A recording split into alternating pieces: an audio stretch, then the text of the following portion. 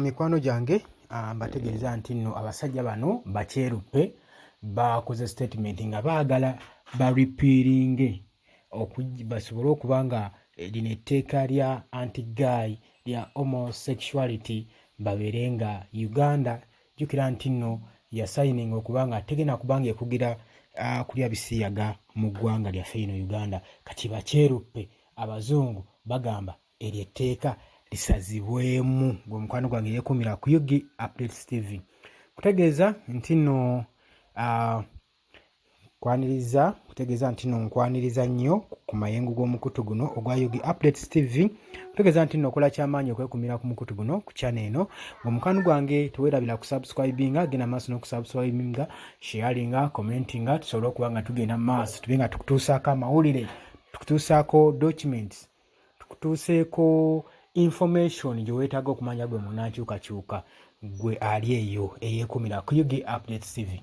Muganda wange jjukira nti nno Uganda twagaana etteeka lino ery'okuba nga tupracticinga ebisiyaga mu nsi yaffe, era ne twebaza abamu ku bakulembeze abaavaayo ne bagamba teri kuteeka mukono ku tteeka lino, ffe mu Uganda tugenda kulya bisiyaga. Kati bakyeruppe bano bavudde ne bagamba tekyabamalidde, bulijjo ekinyegenyege kibaakola ki kibalumira muli. Bagambye nti nno omunaagaana okulya ebisiyaga okuggyayo etteeka eryo tetugenda kuddamu nga tubafandinga sente badde tubafandinga $1 billion emu ebadde egenda ku balwadde ba HIV saako ne mu charities endala ez'enjawulo. Gwe muganda wange ali eyo n'agamba ate ne bagamba nti ate n'abo abamu ba government officials aba Uganda be basanctioninga bagenda kuba bongera bateekako amateeka mangi nnyo mbukati nga ekikolwa kyokka kye balina okukola solution yokka kwalawinga bisiyaga kubanga bitambula mu maaso mu ggwanga Uganda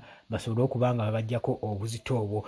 Abasajja baavuddeyo, twali tumanyi abasajja ensonga bazivuddeko naye baavuddeyo ensonga zino ne baddamu ne bazikoonako. Omuganda wange gwe ali eyampuliriza bagambye nti nno okuggyako nga ba gavumenti ya Uganda eyagala etunuulire abantu abalwadde b' HIV nga bakongoka bafa, naye tetugenda kuddamu baba buyambi ng'obwo, tetugenda kuddamu kubaba buyambi obwo singa temugjayo tteeka eryo ery'ebisiyaga. Jjukira nti nno muganda waffe, jjukira mukwano gwange gwali eyo eyeekumira ku Yugi Updates, abasajja bano batusibako ebisiyaga naye nga kye batategeera nti nno buli ggwanga lirina ennono lyayo, buli ggwanga libeerako ne concepts, libeerako ne kwegamba n'ennono, libeerako ne culture beliefs okuviira ddala erimba ancestors baffe.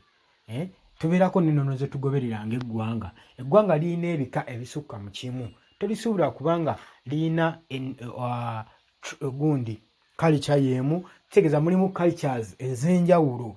Kati ffe culture eyo gye tutamanyi bakyeruppe gye batuleetera tetugenda kubanga tugikkiriza naddala wano ewaffe e Uganda, kubanga culture abwe gye batuleetera ekuntana ne culture n'amateeka ga culture gaffe agafuka obuwangwa wano, kubanga teri musajja yenna akkirizibwa kuwasa mukasajja munne, teri mukazi akkirizibwa kuwasa mukazi munne. Kati bano abasajja bajja tuleetako obugwagwagwa bwabwe n'obumbutufu bwabwe babutuleeteko olw'okuba nti balina bye bagenda okuba nga batuteekako sanctions, tusobole okwalawinga etteeka eryo, tusobole okuba nga tuliteekamu stampu libeere nga ligenda mu maaso. Gwe muganda wange ali eyo ampuliza.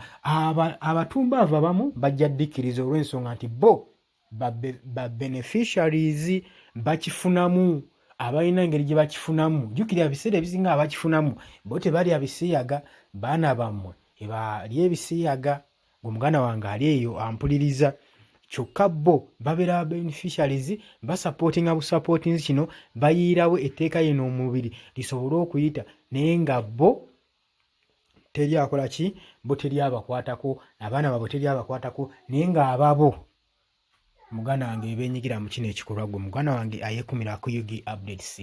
Kati tukutegeeza nti nno eno ensonga nze naawe tugenda kubeera bumu, tetugenda kubanga tugikkiriza mu ggwanga lyaffe Uganda, tugenda kubanga tugijjukira, tugenda kusindika information ey'amaanyi okubanga tukugira ebisiyaga okubanga binyikira mu ggwanga lyaffe Uganda, n'etteeka eryo tusobole okuba nga tusaba ababaka baffe baleme kuddamu kubanga balikoonako, ne kuddamu kubanga liyisibwa. Gwe muganda wange eyeekuumira ku Yugi Updates, baleme kutta nnono yaffe muleme kutta cultures zaffe.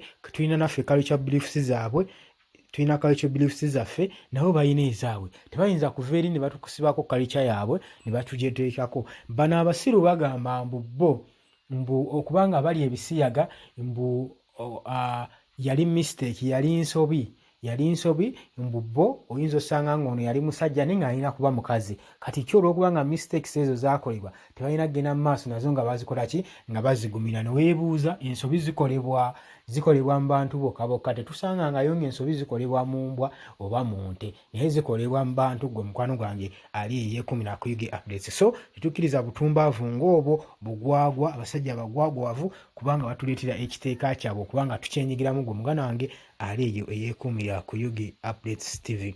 Tegeeza nti no nkwagala nnyo, njagala obeere ng'osharinga, ng'osubscribinga, ng'okomentinga, osharinga, tusobole okuba nga tutaakiriza embeera eno ereme kuba nga ennyikira mu ggwanga lyaffe Uganda, ereme kubeera nga ennyikiramu wadde n'omulundi n'ogumu n'akatono. Etteeka lino tuligobere ddala, lireme kuddira ddala. Gwe muganda wange ampuliriza yeekumira ku UG Updates. Tubaagala nnyo, temuva ku mayengo ga UG Updates TV.